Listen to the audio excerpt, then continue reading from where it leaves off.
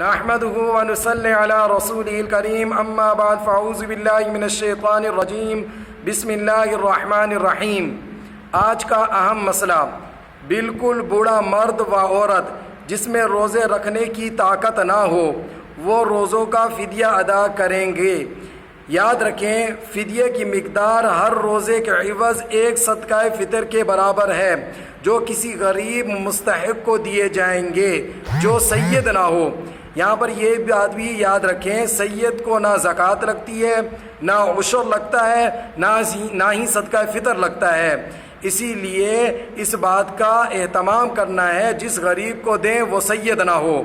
بالکل بوڑھا مرد و عورت جس میں روزوں کی طاقت نہ ہو وہ روزوں کا فدیہ ادا کریں گے۔